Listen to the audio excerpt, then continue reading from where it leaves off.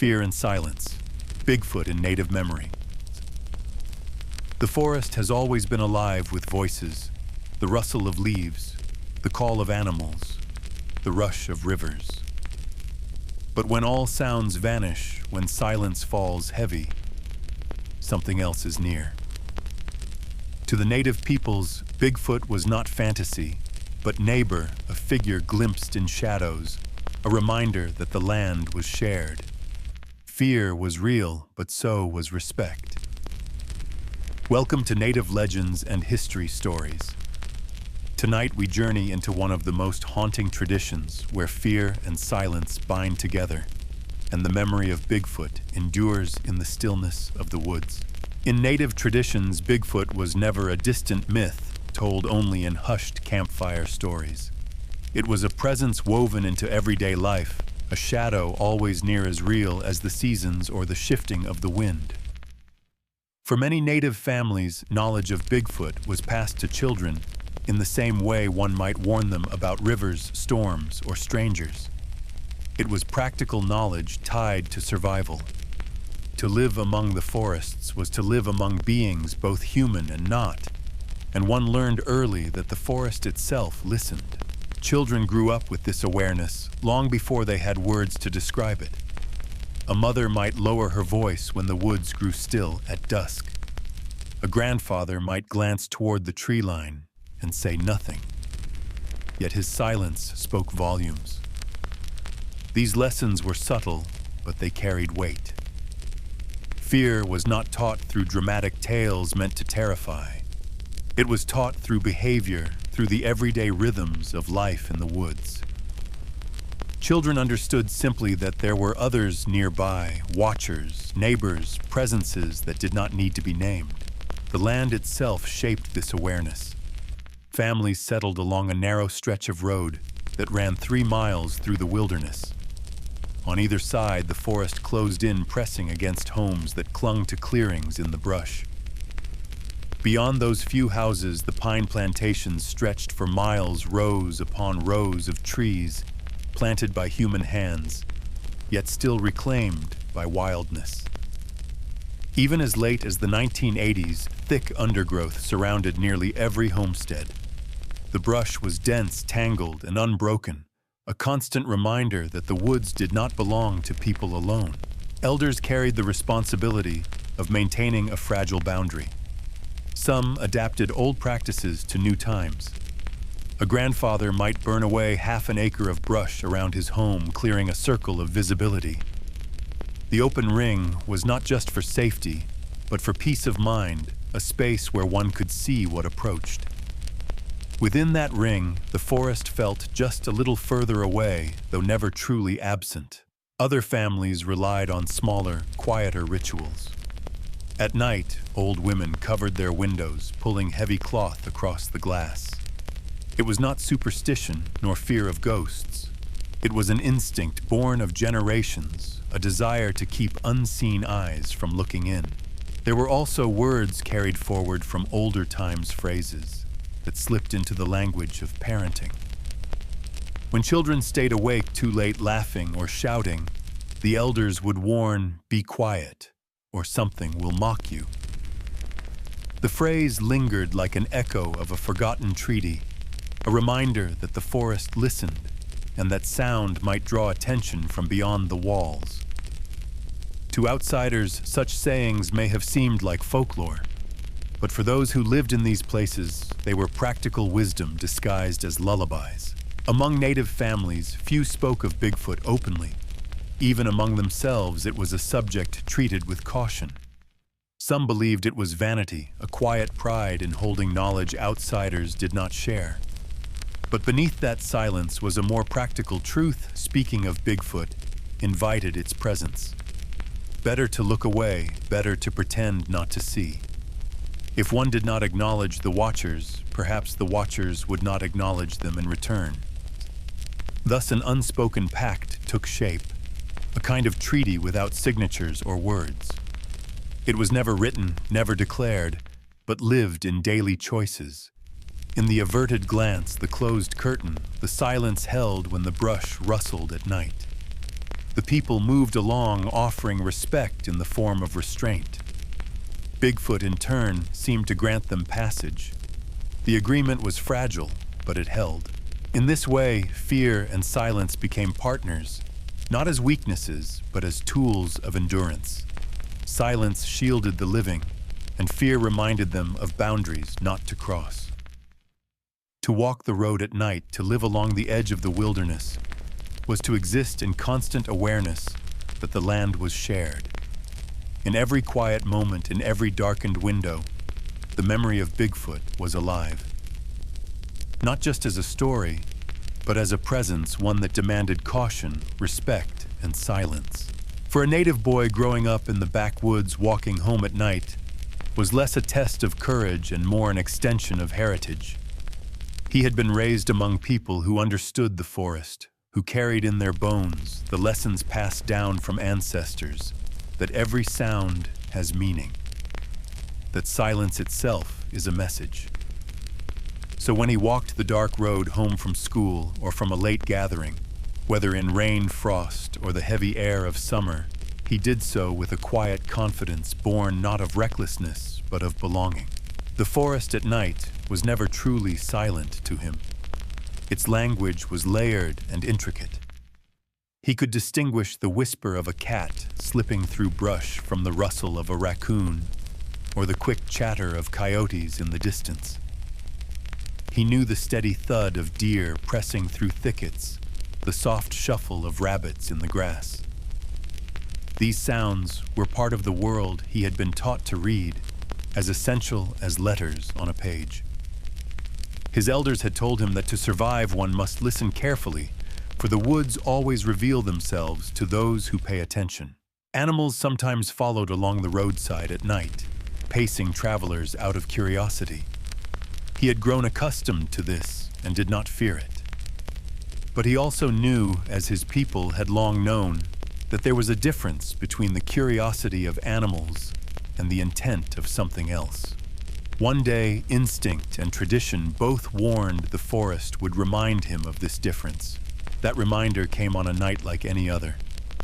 He moved with the ease of familiarity along the paved road that wound through his community. To his right, the forest pressed close, thick and dark. It was there, about 50 feet away, that he heard its footsteps, steady and deliberate. They were not the light pads of four-legged creatures. They fell in pairs. 2 steps, then a pause. 2 steps again. The rhythm of something walking upright. This was not the first time. Twice before he had heard such pacing in the night. Both times the presence had faded, leaving nothing but unease. Still, each encounter left its mark, for these were not the tracks of coyotes or deer. His elders had taught him that when something walked like a man, yet did not show itself, it was wise to remember the stories the warnings carried in whispers that Bigfoot kept its distance unless disturbed. Tonight, the lesson returned sharp as ever. Ahead lay the familiar road toward the creek. The path bent left following the water, then curved sharply right to a small bridge. At the first bend stood a house, a place where a dog always barked as he passed. Its noise, its lights, and the presence of people within offered a fragile promise of safety.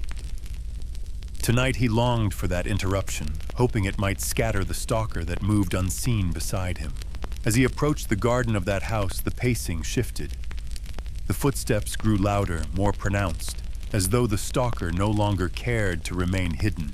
It wanted him to know. The intent was clear. It was not simply following, it was announcing. The boy, though young, carried the discipline of his people. His community had always taught restraint, never provoke, never reveal fear too quickly, and above all, never acknowledge what did not need to be acknowledged. So he kept his stride steady, his posture casual, his eyes forward. Inside, his senses burned with awareness. His heart quickened and adrenaline trickled into his veins. Yet outwardly, he appeared calm, as if he were unaware. He scraped his shoes lightly against loose stones scattered on the pavement, crafting a convenient excuse for not hearing the steps. If ever questioned, he could claim the sound of gravel had drowned out the forest. But he knew the truth. Something was there, pacing him deliberately, heavier now, bolder. From across the creek came the faint growl of an engine. A vehicle was approaching half a mile away, its sound carrying over water. His thoughts raced. He could continue walking, trusting in silence and hoping the presence would vanish as it had before. He could veer toward the house, though risked an angry dog or a startled homeowner. Or he could wait for the car, use its headlights as a shield, its noise as cover, and make his move in that fleeting moment. He chose flight. Quickening his steps, he listened as the vehicle thumped across the bridge, turning left toward him. The stalker's rhythm held steady beside him. Heart pounding, he moved to the left shoulder, readying for the chance. The car rounded the curve, headlights cutting arcs into the night. As the beams swept past, he bolted. Muscles coiled, breath ragged, he exploded into a sprint. What moments before had been a calm walk now shattered into a desperate race. And in that instant, he acted not just as a frightened boy, but as a native son, guided by both instinct and the inherited wisdom of silence and survival. He exploded into motion, sprinting down the road, with every muscle straining. The quarter-mile stretch between him and the bridge felt both endless and fleeting. His breath tore at his lungs, but he dared not slow.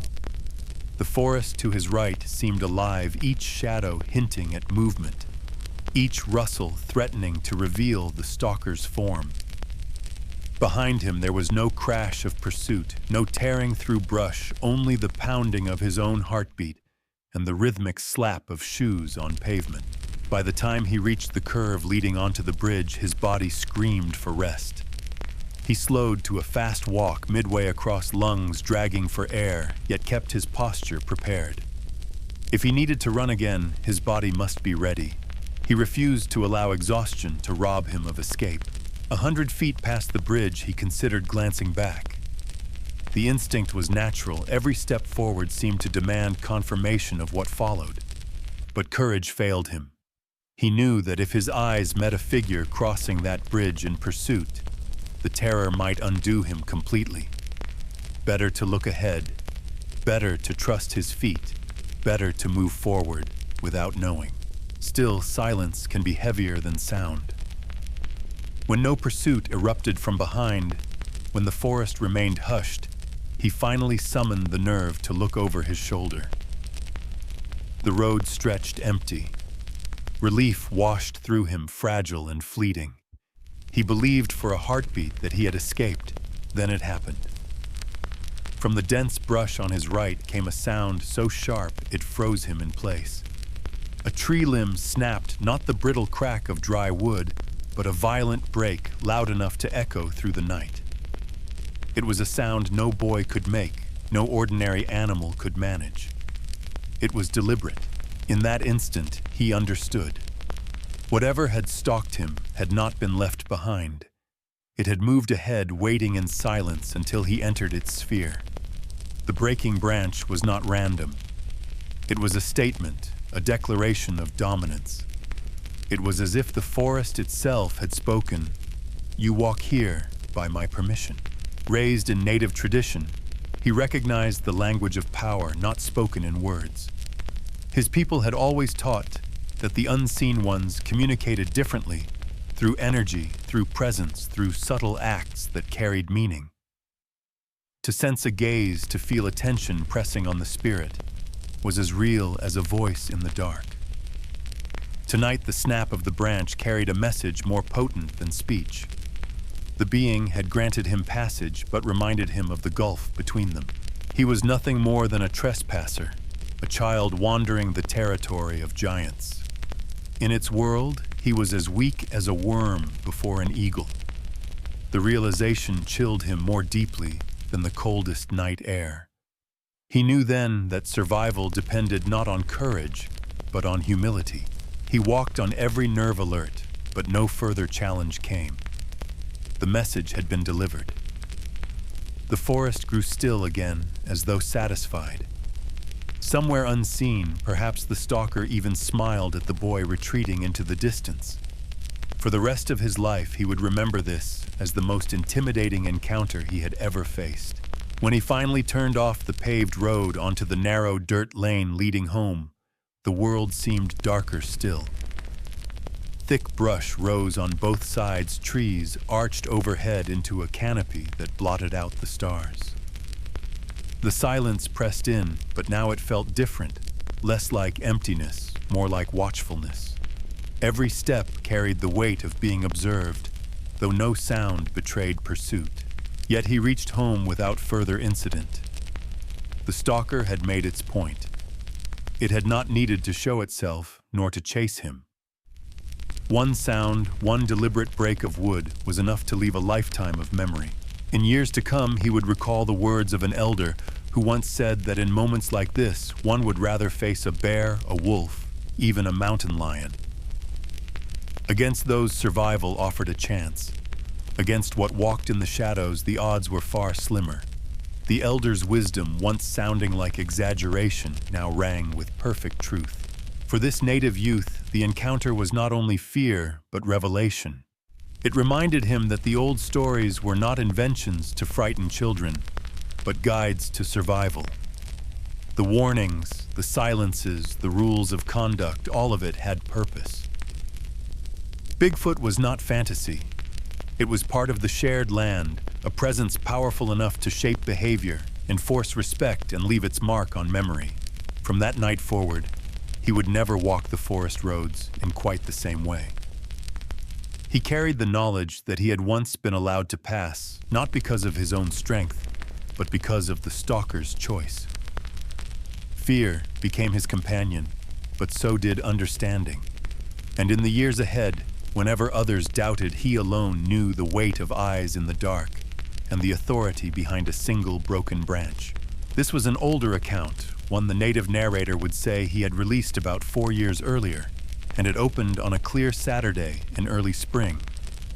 He was living then in Vicksburg, Mississippi, in the Pleasant Valley subdivision east of Highway 61 South, roughly a mile from the big river that shaped weatherwork and memory. Morning light lay soft across lawns and driveways, the kind of light that made engines sound cleaner and gravel seem newer.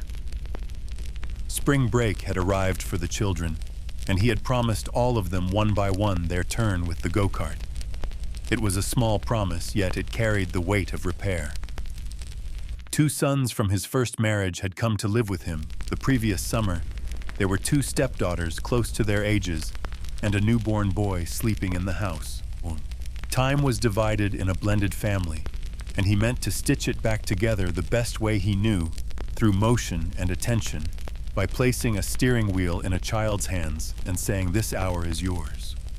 The land around Pleasant Valley was a quilt of rolling hills and hollows creeks stitched through low places, and as much greenery as the eye could hold. Even where houses stood, the forest pressed near oak and pine, leaning like patient onlookers. For a native man, the terrain was familiar in more than a geographical sense. His people had read such country for generations, had taught children to notice small changes in wind and sound, to treat the woods as neighbor rather than backdrop. Yet on this morning there was no warning and no worry, only the fairly ordinary thrill of a plan. He would start with the oldest son, the one who had missed a few years of these simple rites. They would ride a little farther than usual, not just to the end of the cul-de-sac, but out to the main road, and beyond long enough to make the firstborn feel the day was truly his. He already knew where to go. Some days earlier, he had noticed a gated path that left the main road, the kind that once saw county trucks and timber rigs, now overgrown with weeds and thorny shrubs. The gate was locked, its chain orange with rust, but the gravel shoulder along Dana Road was wide enough to ease the go-kart around. Behind the barrier, the track ran into dense trees, a tunnel of shade that promised the small adventure of vanishing from view. He pictured the boy's grin, the hunger in new eyes to claim a space of road that belonged to no one in particular, and therefore briefly to them. They rolled west on Dana Road, tires humming on the shoulder stones, then curved around the gate into the closed way. The path narrowed to the width of the cart, a ribbon of packed dirt scalloped by old ruts. He let the machine slalom a little, swerving back and forth, so the ride felt alive in the hands, not merely a straight line between points. He kept his speed in the safe range a father keeps when the passenger is learning, but enough to stir the air and put color in the boy's face. The sun scanned the timber as they glided, eyes quick catching the shimmer of leaves and the shuffle of small things in the understory. In those glances, the father saw what he had hoped to see, a brightening that meant more than horsepower. He saw a child receiving without lectures the first lessons of attention. They went deeper into the wood, where light fell in moving coins, and the smell of damp bark ran cool under the nose. After several minutes, a clearing opened ahead, a bright oval in the trees, just wide enough to swing the cart in a full circle. He judged the space and made a plan inside the plan. Here he could do a clean 360 show the arc and bite of the tires, then stop and trade seats so the boy could drive a straight line back toward home. It would be enough for a first outing, enough to make the rhythm of starting steering and stopping sink into muscle. He eased the throttle, set the turn, and let the rear skid a fraction, teaching with the geometry of motion what hands on shoulders might over-explain. The circle snapped shut neatly, but the engine coughed at the end of the swing. He knew that cough. Turn too fast and flood the motor, and the small Briggs would quit rather than sputter on. The cart stalled. Silence arrived with a kind of authority not sudden so much as complete. Dust rose and turned lazily in the slight breeze that blew into their faces, each particle briefly bright, then gone. Because they were only about half a mile southwest of the subdivision, he did not mark the stillness as a warning. Quiet in the trees was not unusual, and in any case he meant to start back. He stepped off the cart and told his son to slide into the driver's seat, a simple instruction that carried all the warmth of trust. He was already reaching in his mind for the pull cord and the familiar resistance of the recoil, the ritual of restart that every small engine requires. Then the wind shifted from the south and carried something with it. A smell reached them like a wall. It was foul, layered, unmistakable, a rank blend of wet dog and hog pen, heavy enough to seem visible. The father turned and asked the question any father would ask, practical and plain. "Do you smell that?" He expected a nod, perhaps a laugh, and then a joke about the river or a distant barn. But the boy did not move. He was not sliding into the seat. He was looking straight ahead into the tree line fixed on the general direction the odor had come from, the way a compass fixes steady and involuntary. The father asked again, louder now, as if volume might restore normal order. "Do you smell that mess?" He glanced where the boy's eyes were pointing. The trees were thick there, a dark mass of foliage that hid as well as it revealed. He saw nothing, only the ordinary weave of branches and leaves. He looked back at his son. The boy's eyes had changed. There was a gloss across them, a sheen that was not tears, and not quite sweat, and fear on his face as clear as sunlight on the dust, the look of someone who had seen a thing he could not place. "Yes," the boy said. "Yeah, I smell it." The father's body answered before his mind did. A cold swept through him, the kind that lifts every hair and makes the skin feel suddenly too tight. His heart began to pound, with a violence that seemed intent on breaking free of his chest, each beat a call to move and a command to hold still. Fear took both of them at once, not in a dramatic lunge, but in a comprehensive claim, mind and muscle pressed under a weight they could not name. He remained a man of his people in that moment, and the teachings did not abandon him. He knew that signals mattered, that smell and silence together had meaning that you do not pretend the forest is empty when it tells you otherwise. Thoughts came in a flashing sequence, first concern for his son's safety, then the calculation of distance and path, then the unavoidable questions that follow sudden dread. Why did I bring him back into these woods? What is causing this stench? Is there danger here we do not see? Do we need to leave now? The air did not answer. The clearing held its shape. The trees did not shift. The odor moved and hung and then settled again. In the small stillness between decision and action, father and son stood in the same narrow lane, united by a smell that made no sense and a fear that made too much. The engine was quiet. The dust had fallen. The day was still morning, but the morning had turned. He reached for the pull cord, with his mind already moving toward retreat, and the boy did not look away from the tree line. What would come next, the choices and their timing belonged to another part of the story. For now, the first signs had arrived exactly as elders say they do not, as spectacle, but as arrangement, silence, scent, attention, fear. And in that arrangement, the father understood that the land had shifted from playground to threshold, from lesson in driving to lesson in respect. The father did not wait for the heir to offer explanations. His next thought matched the last one with perfect urgency. He reached for the pull cord and yanked so hard he felt the woven braid bite his palm. For a half second, he expected it to snap, but the little Briggs caught on the first hard pull. The engine leaped awake, coughing once, then settling into the strained growl he knew so well. He dropped into the driver's seat without the belt, set both hands to the wheel, and wrenched the nose of the cart toward the route they had come in on. Dirt and shredded grass kicked in a rooster tail behind them. The motor blew a thin smoke that curled past their shoulders as it dragged the weight of fear and steel together. He did not look back. The urge to confirm was strong, but a stronger rule in him said that attention feeds attention. In his people's way, there was a time to see and a time to refuse sight. He chose refusal. The narrow track rose and fell through the pines. Each rut the tires struck felt like the knock of a door he did not dare open. He drove on the edge of control, trimming speed only where the path pinched tight. The single thought he allowed to take shape was the shape of a gate, yellow and locked, appearing again in the tunnel of trees like a promise made of paint. It came into view at last, the chain bright against the dull metal. He traced the same gravel shoulder he had used to slip in the cart, shivering as it found the shallow ridge where weeds gave way to stone.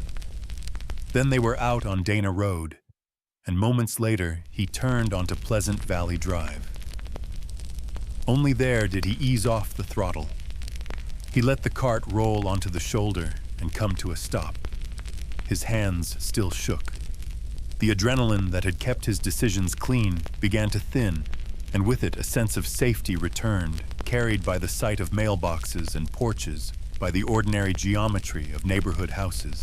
He asked the question he had been holding since the smell arrived. "Did you see anything?"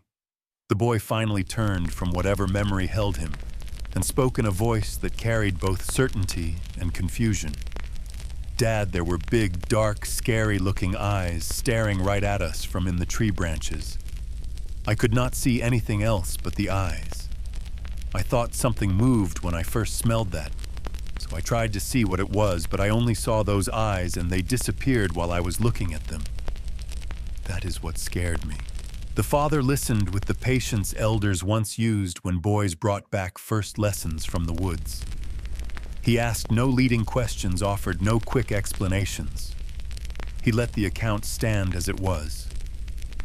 The boy added quieter now that the eyes had not blinked so much as slid away into shadow. They had simply ceased to exist because the darkness accepted them. That was how he put it. The eyes just vanished into the shadows of the branches. The father steadied his own breathing and judged the boy's pulse and voice and posture.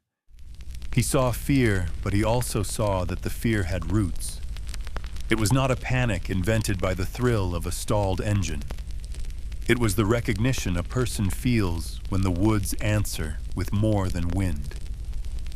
He placed a hand on the boy's shoulder and brought the voice down to a calmer pitch. Then he asked for a small promise made for the sake of peace in a home that needed peace. Do not tell your stepmother, and do not tell your brother or your sisters. He knew the teasing would never end, and he knew that a story told too soon becomes a joke in the teller's mouths. He did not claim to know what had been in the trees.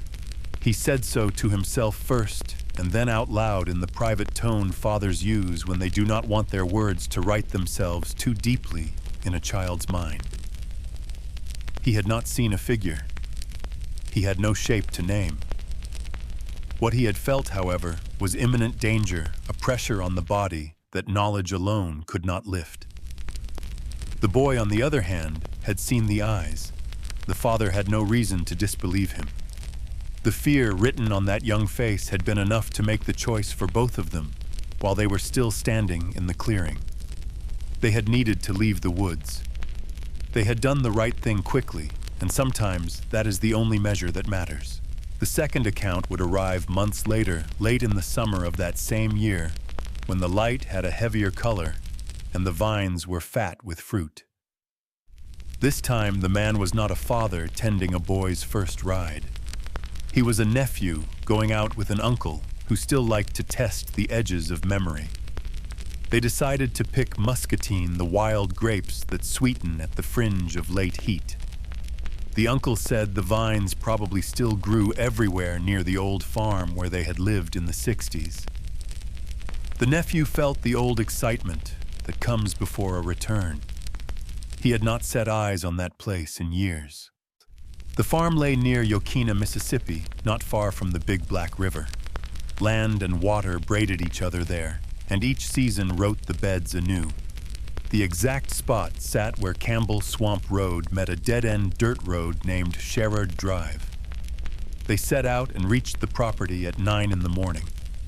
Even at that hour, the backwoods of Warren County felt remote in a way that does not advertise itself. There were no streetlights and no electricity lines, no markers that tell a person he is being watched by anything other than trees and sky. They came to a locked gate and stopped. From the ending road, they could look down over what remained of the homestead. The house had long since been taken by time and water, but the old chimney still stood in the middle of what had become a small lake. Years of big black flooding had pooled into permanence, leaving the brick like a monument in shallow water. The man regarded it the way people regard a headstone, with memory rising and falling in small waves that do not make sound. A drainage ditch ran along the road. It had been cut to hurry water from storms, and now it promised a path toward lower ground, where musketine vines like to reach across branches and make green tents in summer. From the car, he could see that the hollow was no more than 50 yards away. He noticed how thick the foliage had become. Long vines had draped and tangled themselves over oaks, over the clean gray of dogwood, over the lacquered leaves of magnolia. Everything seemed wrapped and tied by the same green rope. Nostalgia made its own pause. They stood long enough to admire what remained of the man's childhood stomping grounds. Not the walls and roofs that had vanished, but the contours a child learns first, the tilt of a field, the angle of a path to water, the way trees make a horizon look closer than it is. Then they stepped down toward the shallow ditch, moving as people move when their feet remember more than their mouths can say.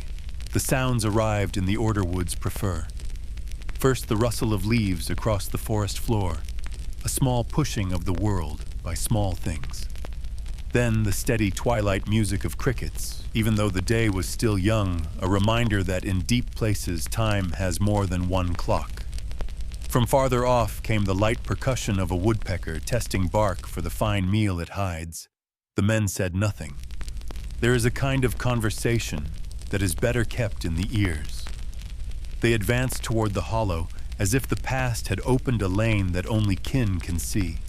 At the bottom of that lane, fruits waited like coins in a purse, or so they believed before the day decided to teach again. They dropped into the ditch and stopped almost at once. Cut into the embankment ahead yawned a large hollow, a den dug deep where soil showed the layered colors of years. The sight halted the nephew. The uncle, amused, gave fear a friendly name. Big Black Bear, he joked and laughed as if the sound alone could keep trouble small. Hope you brought a pistol just in case we meet one out here. The nephew did not smile. He had a small .25 in his pocket, a habit learned from long country miles, but the knowledge did not settle him. His eyes went to the ground. He found himself scanning for bear sign instead of grape clusters reading the dirt for answers. The uncle enjoyed the shift in his nephew's face, and laughter rose again, too bright and too loud for a place where sound travels far.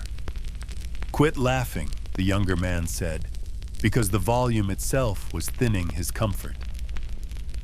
A few seconds later, the logic of the woods pressed back. Fear moved its allegiance. The uncle's shoulders stiffened, his breathing shortened, and his eyes searched the same ground. The nephew had taken only 3 or 4 steps when he saw it. The print lay in semi-damp soil, like a commandment written without letters. It was huge, the pad wide across the toe, the outline wrong for the animals they knew. He called his uncle over and put his size 12 next to it for scale. The comparison turned a suspicion into a fact. The uncle's voice came out rough and astonished. "What the hell? This is no bear, boy. Look how wide that toe is. I do not see any claw marks either. Looks more like a barefoot man's track, but a man's foot cannot be this big. Something is not right here. This is not a swamp cat either. This cannot be real." The sentence barely finished before the world edited itself. Less than 10 seconds after his loud reaction, both men noticed the same thing at once. Silence. Not the ordinary hush of morning woods, but the kind that erases layers. No crickets. No leaves. No distant pecking. Even the wind seemed to consider its own presence and withdraw. In native teaching, such silence is a kind of ceremony. The small voices stand aside. Then sound returned all at once in a single shape. A long, powerful roar rolled through the hollow, struck their bodies like a train horn at arm's length, and echoed twice across the valley. The bones behind their ears felt it.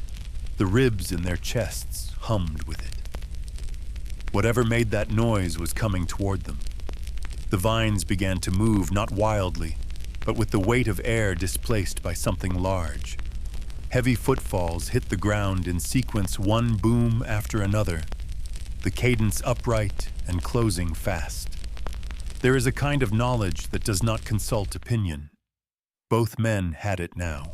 The nephew did not manage the sentence he intended. He meant to say, "Let's go," but the uncle had already taken the first frantic step toward the car, a step that set the rhythm for the rest. Panic did not scatter them. It lined them up. By the time the uncle reached the passenger door, the nephew was there with the key unlocking and throwing it open. He slid behind the wheel, turned the ignition, found a gear, and pressed. The dirt beneath the tires had other ideas.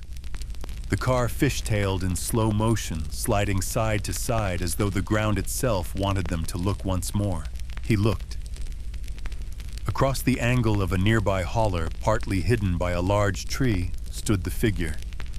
She did not lunge or step. She stood and watched them. The nephew's mind struggled to keep details in order, but the image wrote itself quickly enough to remain. He saw a portion of the chest and understood what that meant. He saw the top lip curled back into a menacing frown, revealing large, dirty horse teeth flanked by long canines. He saw skin with a smoke gray cast where the light worked through, and long, black, stringy hair circled around the face as if it had gathered darkness as it grew. One hand gripped the tree, and the fingers were visible, large and certain. His head hurt with the pressure of recognition. All the old warnings he had filed as night stories for unruly children rose and stood beside the car.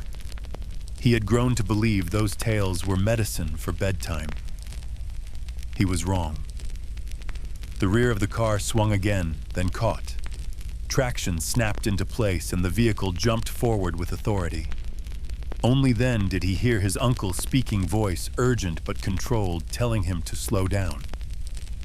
The order only reached the nephew after the tires had already straightened.